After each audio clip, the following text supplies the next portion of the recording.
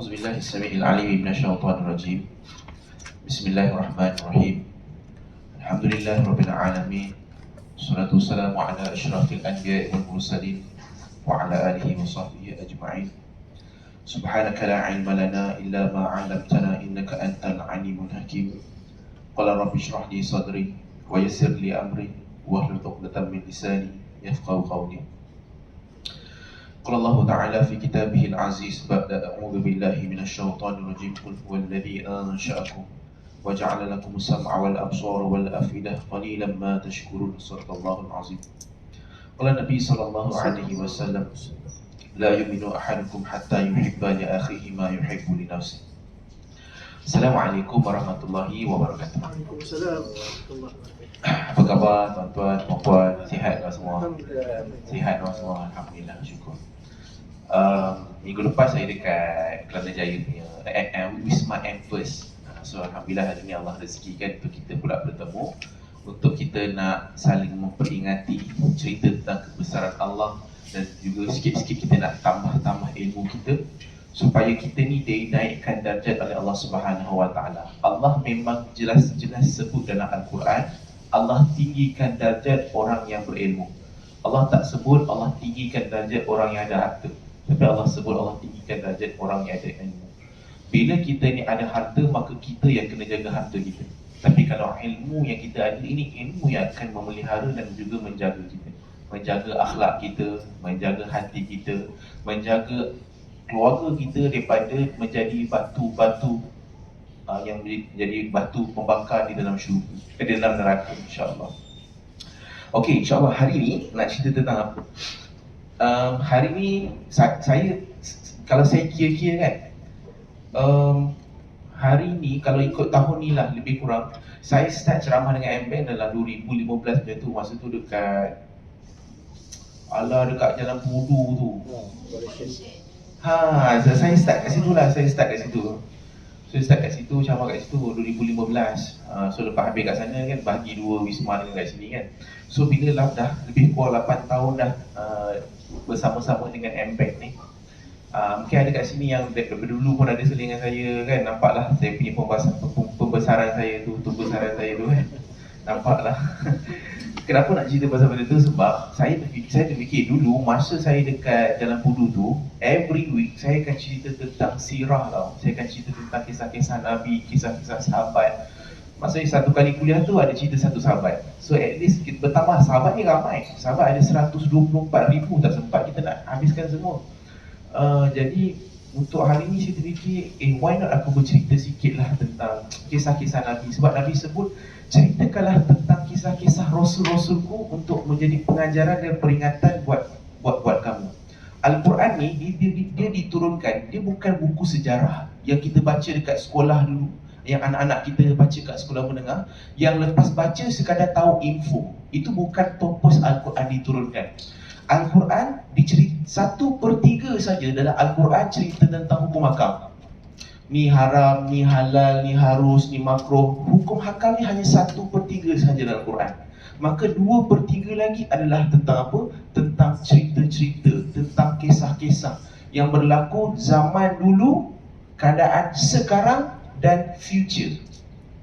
Apa contoh-contoh futuristik yang Allah cerita dalam Al-Quran? Contohnya kemunculan Dajjal, contohnya syurga dan neraka, keadaan orang di padang mahsyar. Tak berlaku lagi pun, tapi Allah dah sebutkan skrip. Orang yang dekat padang mahsyar akan sebut apa nanti dekat padang mahsyar, dekat hari akhirat. Bagaimana kehidupan orang dekat syurga, bagaimana kehidupan orang dekat neraka, Allah sebut dalam Quran. Itu berbentuk futuristik. Jadi semua cerita-cerita ni mesti disampaikan untuk naikkan semangat kita, untuk yang paling penting macam mana cerita tu nak reflect tentang kehidupan kita. Maknanya macam ni, selagi mana kita dengar pasal sirah-sirah dan kisah Nabi, kita kena tanya satu soalan dekat diri kita. Lepas ni saya akan cerita satu kisah Nabi. Kita kena tanya satu soalan. Apa yang Allah nak ajar aku melalui cerita ni? Walaupun hanya cerita tentang Siti Hajar, kita contohnya lelaki, macam mana kisah Siti Hajar ni kaitan dengan aku yang kerja dekat MBank ni? Ada kaitan dengan aku yang duduk kat Malaysia ni? Yang tu sebenarnya purpose Al-Quran itu diturunkan, untuk jadi pengajaran, syifa, apa tu al-falaq. Dia nak jadi pembeza antara baik dan buruk dan juga hidupkan roh kita. Kita ni adalah roh. Ni semua adalah kenderaan je. Ini adalah jasad saja. Roh nantilah yang akan melalui perjalanan yang panjang lagi nanti. Jadi nak hidupkan roh tu dengan Al-Quran. Sebab tu para sahabat, mereka hidup rohnya tu dengan apabila dengar ayat-ayat Al-Quran. So untuk hari ni, Dai, nak cerita pasal apa Dai hari ni? Hari ni saya nak cerita sikit tentang salah seorang Rasul yang menjadi Rasul Ulul Azmi.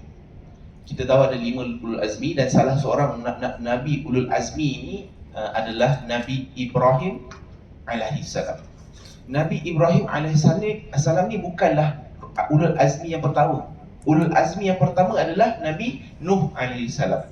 Nabi Ibrahim alaihissalam ini dia disebut dalam 25 surah dalam Al-Quran.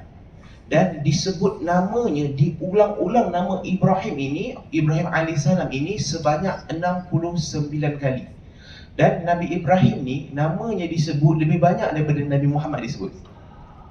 Itu fakta-fakta tentang Nabi Ibrahim alaihissalam. Sebab kenapa? Sebab perjalanan Nabi Ibrahim ni banyak mengajar kehidupan Nabi Muhammad menjalani diri sebagai seorang hamba dengan Rasul dan juga untuk umat Muhammad sallallahu alaihi wasallam. Okey, fakta sikitlah tentang Nabi Ibrahim sebelum kita nak pergi pada cerita-cerita Nabi Ibrahim. Nabi Ibrahim cerita dia panjang. Ni memang tak confirm tak cukupnya Kuliah Zuhur ni, confirm tak cukup. Saya akan ambil sikit-sikit. Nabi Ibrahim ni dia lahir di bumi Iraq dan diberi nama bapa kepada segala nabi. Sebab daripada Nabi Ibrahim banyaknya keturunan-keturunan nabi-nabi, termasuklah Nabi kita Rasulullah sallallahu alaihi wasallam. Dan Nabi Ibrahim juga dipanggil sebagai Khalilullah. Khalilullah ni adalah kekasih Allah dan juga seorang Nabi Ulul Azmi. Dan apa menarik tentang Nabi Ibrahim ni, masa Nabi Muhammad sallallahu alaihi wasallam naik di Mi'rajkan ke langit ke berapa? Nabi Muhammad jumpa Nabi Ibrahim dekat langit ke berapa? 7. Langit ke-7. Sampai saja di langit yang ke-7. Sebab langit ke-6 tu Nabi Musa. Langit ke-7 jumpa dengan Nabi Ibrahim. Dan Nabi sebut dalam satu hadis riwayat Muslim, rupa paras Nabi Ibrahim ini paling mirip seakan-akan seperti Nabi kita Nabi Muhammad sallallahu alaihi wasallam ketika Nabi bertemu dengannya di langit yang ke-7. Okey, selesai kan itu? Sikitlah tentang fakta-fakta tentang Nabi Ibrahim. Cuma untuk hari ini saya nak cerita tentang Nabi Ibrahim ni banyak dikaitkan dengan pengorbanan. Sebab tu hari raya ngaji tu hari banyak disebut tentang Nabi Ibrahim dengan anaknya Nabi Ismail alaihissalam. Banyak dikaitkan. Sebenarnya pengorbanan Nabi Ibrahim ni dia bukan bermula masa Nabi Ismail dengan Nabi Ibrahim, tetapi dia bermula jauh lebih awal daripada itu lagi, yang mungkin kita tak perasan. Nah, so hari ni insyaAllah saya akan kongsikan, kalau sempat saya akan kongsikan lebih kurang 4 pengorbanan yang berlaku dalam setiap siri-siri peristiwa perjalanan Nabi Ibrahim ni untuk kita ambil pengajaran. Okey, kita pergi satu persatu insya-Allah. Pertama adalah ayah Nabi Ibrahim, namanya Azar. Ada 2 pendapat ulama. Pertama, ulama berpendapat bahawa Azar ini adalah ayah pada Nabi Ibrahim. Dan pendapat kedua adalah ini bukan bapa Nabi Ibrahim tapi ayah saudara pada Nabi Ibrahim alaihissalam. Okey. Dan kita tahu pekerjaan Azar ini adalah pembuat berhala. Okey. So, bila Nabi Ibrahim ni masa kecil dia nak tolong bapaknya ni, bapak saudara ini nak pergi jual patung berhala ni, memang sales turun. Sebab Nabi Ibrahim ni dia akan bawa berhala-berhala ni, bawa pergi ke kedai demi kedai, rumah demi rumah, dan bagi tahu siapa nak beli batu ni yang tak boleh bagi manfaat, tak boleh mudarat. So orang nak beli pun rasa macam bodoh, aku nak beli. Jadi memang balik-balik tu banyaklah buat balik berhala yang tak terjual. Jadi memang rugilah perniagaan Azar ni apabila Nabi Ibrahim jadi salesman lah, jadi tukang jual lah. Jadi benda tu Nabi Ibrahim banyak develop tentang kefahaman mula mencari ketuhanan tu bila dia melihat alam. Sebab tu kenapa kita biasa dengar kat TikTok kan, healing sampai pagi kan, healing tak balik-balik kan. Saya ingat tak ada kot perempuan tak tengok TikTok kan. Tengok juga TikTok, ada hafal lagu tu kan? Kan? Tu lagu-lagu healing anak-anak kita lah, golongan-golongan sunat laser ni lah. Generasi sunat laser ni. Sikit-sikit healing, sikit-sikit healing kan. Kena marah lah mak, tak semayang kan, tak semayang. Lewat semayang kena marah, healing. Depressed lah saya kena marah. Kenapa tak semayang? Kau salahkan mak, kau minta semayang kan. So bila healing ni, banyak anak-anak kita ni sekarang ni dia try macam ni. Kau nak pergi mana? Healing. Pergilah, pergi hutan, pergi pantai, pergi berjalan, pergi wayang kan. Macam-macam lah tempat untuk terma ataupun atas alasan healing. Sampai baru-baru ni dekat TikTok keluar satu video seorang perempuan pakai tudung, dia buat live dia minum arak. Dan memang dekat komen tu kata, "Kak, ni haram ni kak." Ya, saya tahu haram. Ya, saya tahu. Dia minum juga. Dia dah macam dah lost. Sebab nak healing. So, term healing tu disalahgunakan. Dan cerita tentang Nabi Ibrahim ini, Nabi Ibrahim pergi healing juga. Nabi Ibrahim duduk di satu kawasan bukit. Dia cuba healing ni, dia cuba untuk tengok alam. Dan memang perintah Allah untuk tengok alam. Perintah Allah untuk tadabbur alam. Sebab kalimah ataupun perkataan Allah ni terbahagi kepada dua. Pertama, ni Al-Quran yang kita baca ni, itu adalah kata-kata firman Allah. Dan kedua, kata-kata Allah ni dekat mana? Dekat alam ini. Ini adalah firman-firman dan juga kalimah-kalimah Allah. Macam mana awan ini, langit ini boleh berada di atas tanpa tiang. Kan? Macam mana laut ini ada, dan laut ini dia punya ratio berada dekat bumi lebih besar, lebih luas daripada dekat bumi. Ingat tak kisah pasal Titanic, satu misi untuk pergi ke melawat kapal Titanic yang terdampar tu dan akhirnya mati kan diorang. Orang boleh pergi travel ke angkasa tapi tak berjaya untuk pergi ke dalam laut. Sebab pressure-nya berbeza. Sebab tu orang tanya, teknologi hebat boleh pergi sampai keluar daripada bumi, tapi dalam bumi tak boleh ke laut. Sebab itu rahsia Allah Subhanahu Wa Taala. 70% komposisi dekat dunia ni, dekat bumi ni adalah air. Ni kita ni 30%, ini pun tak habis jejak ni. Kan? Tak habis berjalan lagi. 70% rahsia Allah Subhanahu Wa Taala. Maka tengok tadabbur alam ini akan meningkatkan kita ni nak mengagungkan Allah. Maka waktu tu Nabi Ibrahim mencari Tuhan. Maka waktu Nabi Ibrahim nampak ada matahari. Ini Tuhan lah ni matahari ni kan. Tiba-tiba dah malam. So matahari tu pun dah tak ada. Kita biasa dengar cerita ni. Maka Tuhan tak sepatutnya hilang. Dia akan kekal. Muncul bulan. Bulan ni lah kot Tuhan. So tunggulah bulan. Maka dah sampai siang, bulan pun hilang. Maka itu proses bagaimana Nabi Ibrahim AS ni mencari-cari pemahaman dalam ketuhanan. Sebab tu bagus untuk kita tadabbur alam. Dan kalau dalam kelas-kelas saya kan, kelas-kelas psikologi saya, contoh macam 2 hari lepas, memang saya minta student-student saya untuk kalau tengah stres, tengah depres, pergi dekati alam. Ataupun dalam term psikologi dipanggil grounding. Pergi berjalan atas tanah, kan? Pergi usap-usap kucing, pergi zoo tu sangat bagus. Bawa anak-anak pergi tengok buaya betul-betul haiwan lah. Kan, buaya. Tengok alam ni sangat membantu untuk heal kita. Dalam psikologi dipanggil animal therapy. Sangat bagus. Sebab tu ada orang dia stres, dia bersimang kucing. Saya tak tahu lah kat sini ada tak cat lover, saya tak tahu lah kan. Tapi ada jenis bela kucing 10 ekor, 11 ekor kan. Tu bagus sebenarnya. Jangan kacau dia. Kadang-kadang kita fikir, kau ni kucing banyak sangat ni, berak kencing ni macam mana? Dengan basuh berak kucing itulah healing buat dia. Kita kadang tak faham tau, tapi itu cat lover, pecinta kucing ni. Okey? Baik. Perjalanan Nabi Ibrahim ni mencari erti ketuhanan tu dalam alam, tadabbur alam ni, sehinggalah Nabi Ibrahim AS diangkat sebagai Nabi dan Rasul. Saya pendekkan cerita sebab saya nak cerita tentang pengorbanan Nabi Ibrahim.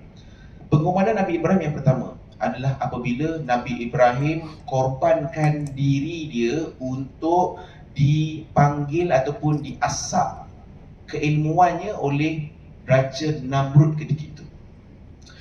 Semua orang pergi ke satu majlis di luar kota. Nabi Ibrahim dia buat alasan tak sihat dah, duduklah kat sini. Jadi Nabi Ibrahim pun pergi potong, bagi penggal dengan kapak semua berhala-berhala kecil ni punya kepala. Penggal, lepas tu letakkan kapaknya dekat berhala yang paling besar digantung. Balik saja Raja Namrud dan rakyat-rakyat yang lain. Lepas tu kata, siapa yang potong ni? Siapa yang penggal kepala berhala-berhala kecil ni? Nabi Ibrahim dah ready dari situ lah. Dia kata, siapa lagi? Tu, kapak ada kat siapa?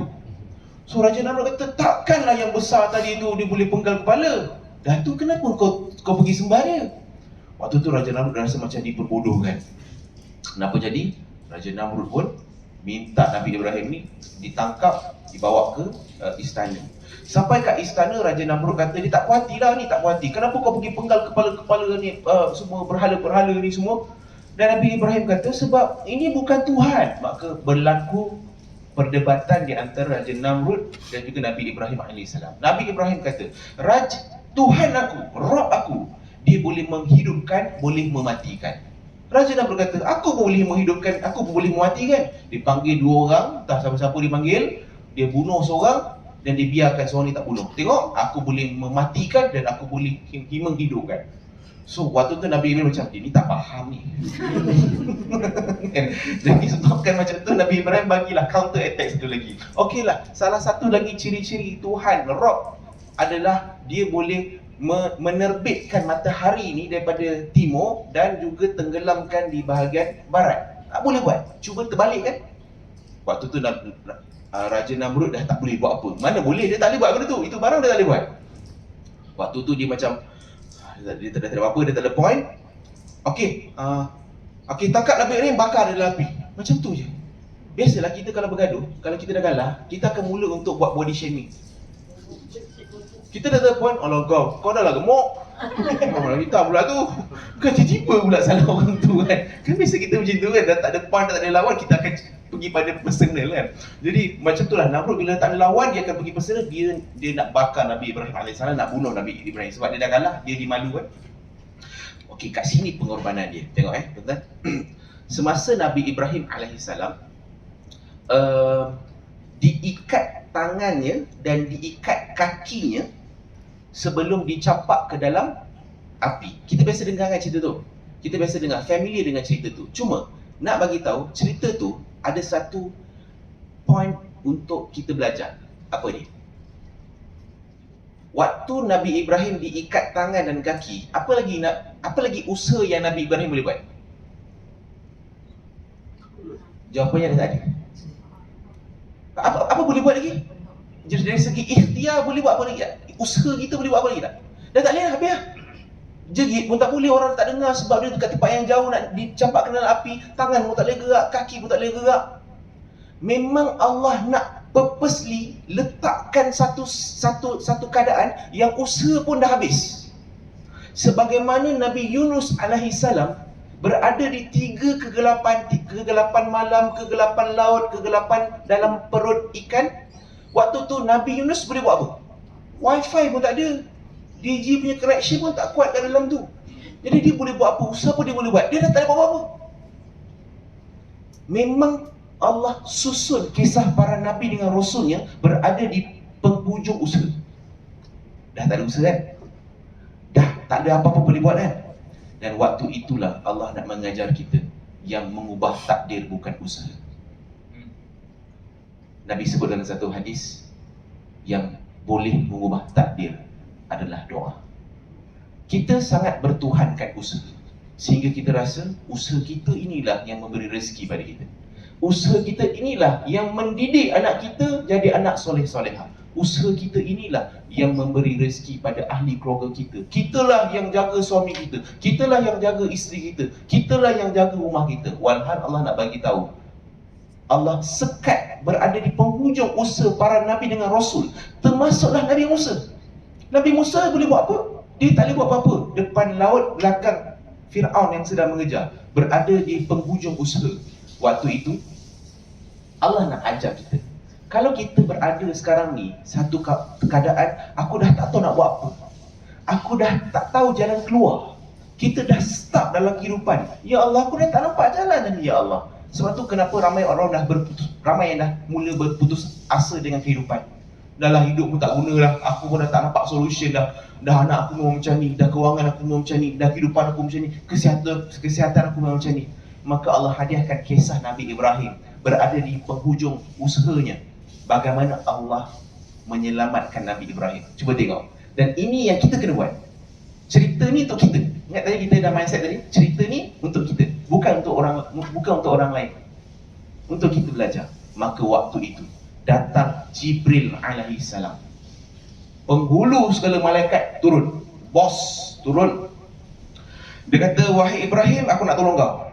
Sebab kau ni kejap lagi nak kena campak dalam api dah ni. Kau punya usaha pun dah tak ada dah ni. Kau dah tak boleh buat apa dah ni, kau dah stop. Maka Nabi Ibrahim waktu itu, betapa yakinnya dia pada Allah, dia bagi tahu, wahai Jibril, aku nak tanya, engkau dihantar sebab engkau memang nak tolong aku ke, ataupun kau ni dihantar, diperintahkan oleh Allah untuk tolong aku? Engkau sendiri nak tolong aku ke, ataupun sebab ni perintah Allah? Maka Jibril kata, tak, aku sendiri nak tolong. Maka terkeluar daripada mulut Nabi Ibrahim AS,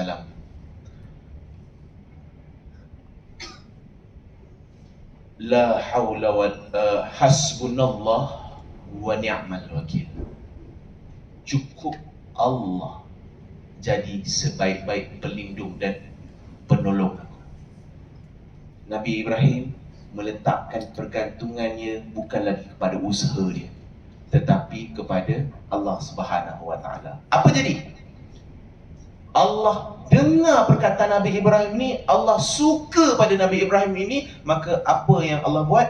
Allah sebut dalam surah Al-Anbiya ayat ke-69. Tuan-tuan tengok, ini yang Allah firmankan selepas Nabi Ibrahim sebut hasbunallahu wa ni'mal wakil. Allah sebut apa? Qulna, Allah berfirman, ya nar, wahai api. Waktu itu ulama bagi tahu, bila Allah sebut ya nar, seluruh api di seluruh pelosok dunia meletakkan perhatian kepada firman Allah. Dia macam, wahai orang beriman, so orang beriman akan dengar. Okey, dia apa? Wahai penduduk, wahai pekerja-pekerja embek. Kita yang pekerja embek ni, apa? Macam tu. So semua api mendengar, ready nak terima perintah Allah bila Allah sebut ya nar, kuni bardan wasalaman. Allah kata, sejuklah engkau dan sejahteralah engkau. Maka ulama bagi tahu, seluruh dunia, pelosok dunia punya api menjadi sejuk dan sejahtera. Dan Allah sambung lagi, ala Ibrahim, maka hanya api yang bakal dicampakkan Nabi Ibrahim ke dalamnya itu menjadi sejuk dan sejahtera. Allah nak bagi tahu dan pesan pada kita, bila kau letakkan pergantungan hanya pada aku, Allah akan beri pertolongan dengan cara yang mustahil, yang kita tak mampu nak jangkau dengan fikiran. Logik, mana ada sains yang boleh buktikan sampai hari ini api ini yang sifatnya membakar boleh sejuk dan sejahtera. Tapi Allah tak perlukan asbab pun untuk buat sesuatu. Maka Allah nak ajar kita, engkau jangan risau, sebab aku boleh kabulkan permintaan kau yang mustahil itu dengan cara yang lebih mustahil. Aku boleh kabulkan permintaan dan doa kau yang tak logik itu dengan cara yang lebih tak logik. Mana logik, tuan-tuan? Bila Nabi Yunus AS berzikir dalam perut ikan Nun, apa zikir Nabi Yunus? La ilaha illa anta subhanaka inni kuntu minaz zalimin.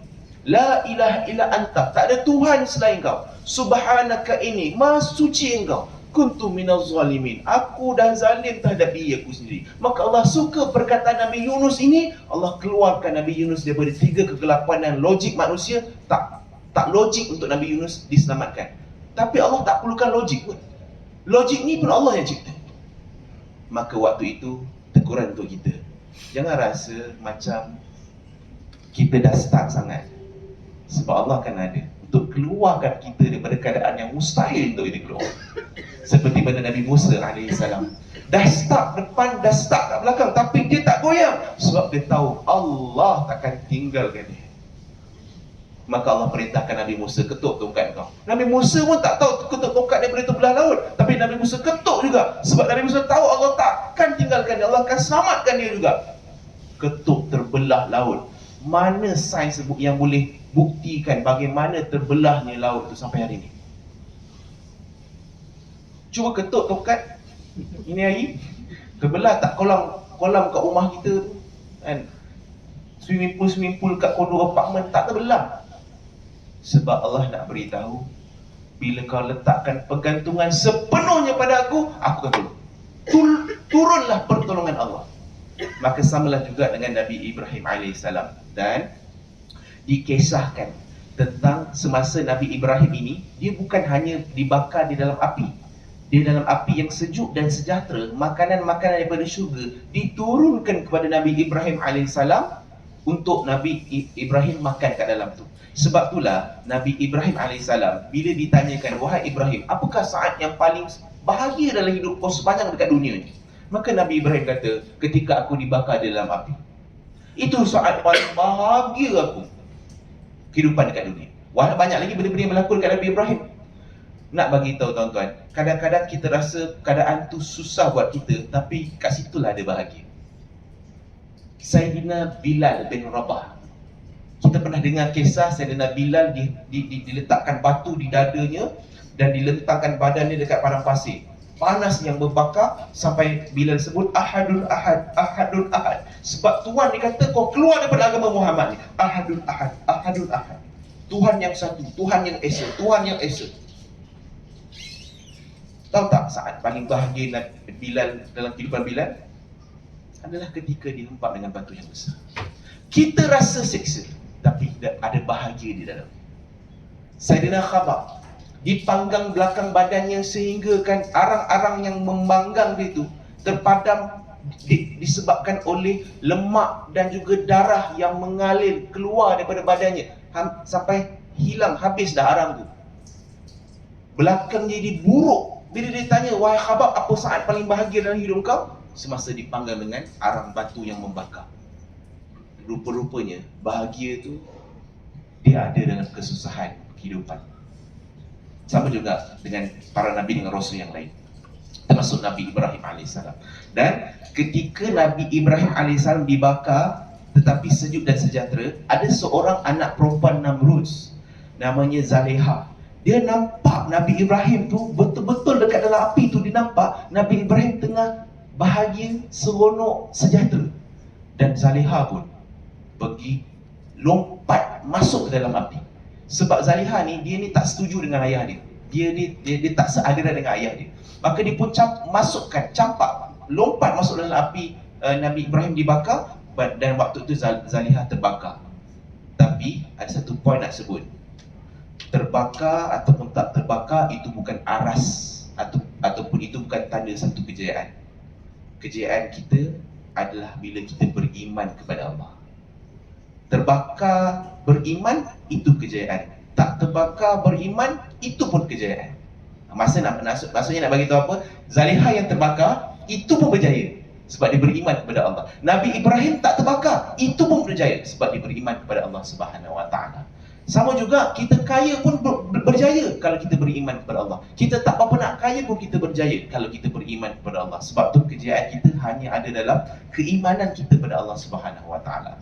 Boleh katakan ini baru tentang Nabi Ibrahim ini, dia dicampak ke dalam api. Itulah. Sempat lagi? Boleh sambung? Kita sambung satu lagi pengorbanan. Ini kalau ibu-ibu, puan-puan dengar ni, dia related sikit. Sebab kita akan cerita tentang kisah pengorbanan isteri Nabi Ibrahim. Ini menarik. Dan tuan-tuan boleh hafal. Kisah poin penting. Ada yang kalau yang gelap tu rasa macam dah nampak dah tu apa poin dia. Okey, jom kita cerita. Hafal betul-betul poin-poin ni menarik. Okey. Nabi Ibrahim AS bersama dengan isteri baginda Siti Hajar ke Siti Sarah? Isteri pertama Siti Sarah. Mereka tidak dikurniakan dengan cahaya mata. Dan Siti Sarah ni bukan biasa-biasa. Semasa penghijrahan Nabi Ibrahim dan Siti Sarah berhijrah daripada Iraq ke Palestin, mereka melalui satu tempat dipanggil sebagai Mesir. Dan waktu itu ada satu raja Mesir yang sangat zalim, sangat jahat. Dan waktu itu perangai raja Mesir waktu itu, dia memang suka untuk ambil isteri orang. Dia tak suka anak-anak, dia tak suka. Dia suka isteri orang. Dia akan meniduri isteri orang. Dia akan paksa, aku suka ni, cerai, aku ambil. Itu perangai raja Mesir waktu itu. Dan bila Nabi Ibrahim lalu dekat Mesir, maka waktu itu raja dapat tahu sebab Siti Sarah ni cantik. Dapat tahu maka dipanggil Siti Sarah dengan Nabi Ibrahim menghadap Raja Mesir, dan Raja Mesir nak Siti Sarah ni. Waktu tu Nabi Ibrahim buat helah. Dia kata, ni bukan isteri aku, ni anak ini saudara, ni adik perempuan aku.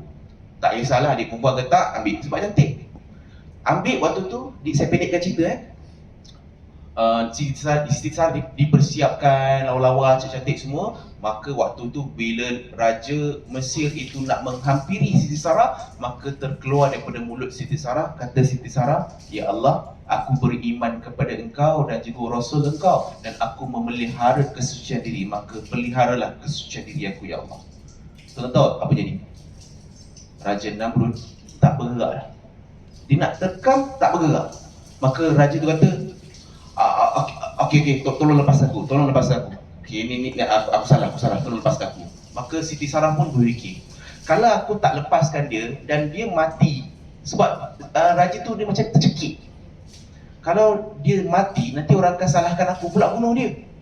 Lepaskanlah ya Allah. Lepas. Bila lepas dia terkam lagi sekali. Terkam, Siti Sarah pun baca doa sekali lagi. Tak gerak Raja. Okey. Ni kali ni aku tak tipu dah. Kan? So dilepaskan sekali lagi, dan masuk kali ketiga, Raja tu perintahkan dia punya orang-orang dia, okey, setan mana yang kau bawa ni? Kembalikan balik pada Ibrahim tu, pergi halau ni, pergi bawa dia keluar, hadiahkan dia satu hamba. Hadiahkan Siti Sarah tu satu hamba. Maka dihadiahkan Siti Hajar ini, bukan kepada Nabi Ibrahim, tapi kepada Siti Sarah. Maka bertigalah berjalan. Sebab melalui perjalanan, Siti Sarah ni terfikir, suami aku ni Rasul, tapi tak ada zuriat, macam mana nak meneruskan dakwah? Nabi Ibrahim nanti kalau dah meninggal, dah wafat, siapa nak teruskan dakwah? Maka waktu itu Siti Sarah terfikir, apa yang aku boleh buat supaya zuriat suami aku ni berterusan? Maka ini pengorbanan yang seterusnya yang dilakukan. Ini saya tukang cerita. Tapi nampaklah abang-abang ni semangat tu, dia catat pagi, dia catat. Ni nak balik cerita kat sini. Maka waktu itu Siti Sarah pergi jumpa dengan suaminya. Wahai suamiku, kita nak teruskan legasi dakwah. Aku tak mampu bagi zuriat, sebab dalam riwayat waktu itu Siti Sarah umurnya dah menjangkau 90 tahun. In medical dah menopause, tak boleh. Maka Siti Sarah pun merelakan, wahai suamiku, aku hadiahkan hamba aku ni, Siti Hajar ni cantik, hadiahkan supaya menjadi isterimu. Maka Nabi Ibrahim pun mengahwini Siti Hajar dan dikurniakan zuriat. Siapa nama zuriatnya? Nabi Ismail alaihissalam. Dan memang dalam sirah berlakulah cemburu antara Siti Hajar dan Siti Sarah. Allah nak bagi tahu memang sifat wanita tu memang dia akan cemburu. Maka Allah perintahkan untuk, wahai Ibrahim, kau tinggalkan Siti Hajar dan anaknya Nabi Ismail berada di tengah-tengah tanah Hijaz. Tinggalkan. Hanya tinggalkan sebekas kurma, sebekas air. Pergi tinggalkan. Nabi Ibrahim bilang, aku ni baru dapat anak, kena tinggal anak. Dan waktu tu Nabi tinggalkan dan terus tak toleh dah muka, terus jalan. Sampai Siti Hajar kata, kenapa tinggalkan kami? Kenapa tinggalkan kami? Nabi Ibrahim tak peduli, terus jalan, tak toleh dah sebab dia sedih. Kalau dia tengok, dia akan susah nak tinggalkan. Last sekali Siti Hajar kata, ini perintah Allah. Ya, perintah Allah. Tak apa, tinggalkan kami. Allah pasti akan jaga kami. Ini kita nak fokus pada Siti Sarah yang memberi keizinan berkahwin. Siti Hajar bercerita, nanti kita cerita yang lain. Bahal. Maka tuan-tuan, apa jadi? Satu malam ketika Nabi Ibrahim dengan Siti Sarah di rumah, waktu malam dah lewat malam, dah tengah malam, datang dua orang lelaki ketuk pintu. Dan kisah ini diceritakan dalam Al-Quran. Datang dua orang tetamu dan Nabi Ibrahim allow dua orang tetamu lelaki itu masuk ke dalam rumah dan minta Siti Sarah pergi sembelih apa-apa haiwan, apa yang ada, kita bagi hidang yang makanan paling terbaik. Maka dihidangkan makanan di hadapan lelaki-lelaki tersebut. Diorang tak makan. Nuh tengok je makanan. Nabi Ibrahim jadi macam goyang lah. Dalam tengah-tengah malam datang, kau tu tak makan pula tu, kau nak apa sebenarnya kan? Maka waktu itu, lelaki itu sampaikan satu pesanan buat Nabi Ibrahim dan Siti Sarah. Rupanya lelaki itu adalah malaikat. Malaikat memang tak makan lah. Kalau lelaki itu makan, tu bukan malaikat, itu memang jiran kita. Yang memang dia tak makan lah. So dia, itu malaikat. Jadi malaikat beritahu, kami nak sampaikan satu berita gembira. Kamu, wahai Sarah, akan dikurniakan zuriat. Dan dalam Al-Quran diterjemahkan keadaan Siti Sarah ketika mendengar berita tu, dia macam gelak. Dia gelak macam takkanlah umur aku macam aku ni nak ada anak. Dia gelak. Dia macam gelak tu yang tak percaya. Dan malaikat-malaikat tu balik. Tuan-tuan, dengan kuasa Allah, nak bagi tahu Allah tak perlukan logik untuk bagi.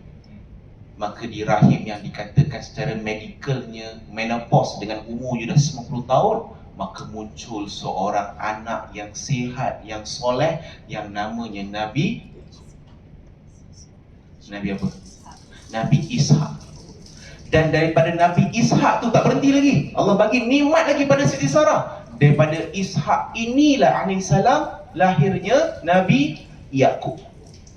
Dan belum lagi, Allah tambah lagi nikmat pada Siti Sarah ni. Daripada Nabi Yaqub alaihissalam, maka lahirlah satu zuriat yang mukjizatnya mempunyai wajah yang sangat indah. Siapa dia? Nabi Yusuf alaihissalam. Bayangkan, Allah bagi 3 keturunan yang keluar daripada rahim Siti Sarah ini, Rasul, keturunan yang saleh. Atas apa? Atas pengorbanan Siti Sarah. Jadi marilah sama-sama kita melihat pada peristiwa ini. Masa saja bukanlah masa isteri mesti buat pengorbanan itu. Banyak lagi pengorbanan kita boleh buat, betul tak? Balik rumah cuci pinggan, penat-penat daripada rumah kan, korbankan hati kita ni, uruskan rumah, serve isteri kita. Setiap pengorbanan kita ini Allah mesti akan balas. Selagi mana pengorbanan ini untuk Allah. Kalau kita buat pengorbanan untuk manusia, kita akan kecewa. Sebab manusia dia boleh ingat sekali tu je, betul dia tak ingat dah. Rasa tak suami kita, dah tak ingat kan? Apa ingat tak lagi saya pernah buat macam ni? Tak ingat lah kan? Anniversary pun tak ingat apa lagi pengorbanan kita. Sebab tu jangan buat pengorbanan untuk sukakan manusia. Sebab manusia ni dia dah tak hargai, dia lupa pula tu. Tapi Allah tak pernah tak hargai, dan Allah akan ingat semua pengorbanan untuk Allah ganti lebih baik. Dan ingat, Allah bila Allah bagi, sebab tu bila kita minta pada Allah, ulama ajar, jangan minta ikut pada saiz poket kita, tapi lihatlah khazanah Allah yang tidak akan berkurangan. Kisah-kisah ni, Allah memang cerita kisah-kisah yang tak logik akal ni untuk kita. Ini pengorbanan yang kedua. Ada 145. Itulah. Ini baru sikit lah kisah Nabi Ibrahim ni. Ini baru Siti Sarah. Kita belum cerita pengorbanan Siti Hajar lagi, anak Nabi Ibrahim, Nabi Ismail lagi. Tapi saya ingat cukup dulu kat tu boleh ke? Untuk 2 pengorbanan ni kan? Sebab kalau saya sambung cerita ni, dia panjang lagi ni. Tapi nak bagi tahu tuan-tuan dan puan, last satu lagi sebagai penutup. Ni untuk ibu-ibu juga, perempuan juga. Tak, ini kita nak menangkan perempuan, nak menangkan, jangan risau. Nabi Isa alaihissalam dibesarkan tanpa ayah. Menjadi tak Nabi Isa? Menjadi. Nabi Ismail alaihissalam dibesarkan pun tanpa ayah di sisi. Selama 13 tahun mendewasa, remaja tanpa ayah. Menjadi tak? Menjadi. Kenapa kisah itu diceritakan? Dan saya sebut sekali lagi. Nabi Nuh alaihissalam tak pernah tinggalkan anaknya. Ada tak anak Nabi Nuh yang tak ikut perintah Allah? Dalam Al-Quran dirakamkan tentang Nabi Nuh ketika banjir besar berombak-ombak. Nabi Nuh minta, dah tolong, dah ikut aku. Maka waktu anak Nabi Nuh kata, tak, aku akan selamat dekat sini. Maka anak Nabi Nuh pun mati, dengan isteri-isteri dia pun mati. Apa mesej yang Allah nak sampaikan? Kemenjadian anak-anak itu sangat banyak dipengaruhi oleh akhlak ibu. Baik ibu, insya-Allah baiklah anak-anak. Buruk ibu, buruklah anak-anak. Sebagaimana buruknya anak-anak Nabi Nuh AS, sebab buruknya perangai dan juga akhlak isteri Nabi Nuh AS. Dan menjadinya Nabi Ismail, menjadi Nabi Isa disebabkan ketinggian akhlak ibu-ibu mereka, Siti Maryam dan Siti Hajar. Sebab itulah role sebagai seorang wanita ni sangat besar dalam mendidik akhlak anak-anak. Maka sebagai seorang suami pula adalah untuk hargai dan juga bagi semangat pada isteri kita, untuk bagi peluang ibu ni bagi masa pada anak-anak. Tahu tak kalau dalam mahkamah syariah, kalau berlaku perceraian, hak pada anak-anak tu lebih pada ayah ke mak? Mak akan dapat hak jagaan anak-anak. Kenapa Islam meletakkan syarat dan syariat dia begitu? Sebab macam inilah. Nak dapatkan anak-anak kemenjadian tu memang diperlukan anak-anak tu dibesarkan dengan seorang ibu. Sebab ayah role dia adalah keluar mencari nafkah. Tu role kita. Ibu-ibu, perempuan kalau tak keluar cari nafkah, tak dosa. Tapi kalau ayah-ayah, walaupun isteri dia kaya macam mana boleh bagi duit sebulan 30,000 pun, kalau tak keluar cari nafkah, maka tu berdosa. Sebab tu kewajipan kita. Maka nak bagi tahu tuan-tuan, perakhiran cerita ni untuk hari ni punya kisah, role seorang wanita ni sangat penting dalam kemenjadian seorang anak. Dibuktikan oleh sirah-sirah Nabi Muhammad SAW, cerita dalam hadis-hadis dan juga daripada Al-Quran. InsyaAllah semoga bermanfaat untuk kisah untuk hari ini. Saya ingat untuk next kita saya pick lah mana-mana kisah yang menarik untuk kita tadabbur lah untuk kita real dalam kehidupan kita. Okey ke tak? Macam ni okey ke? Feel good macam ni kan? Okey, nanti insyaAllah. Itu saja. Terima kasih banyak. Doakan perjalanan saya ke Perak, Allah lancarkan, Allah beri keselamatan. Assalamualaikum warahmatullahi wabarakatuh.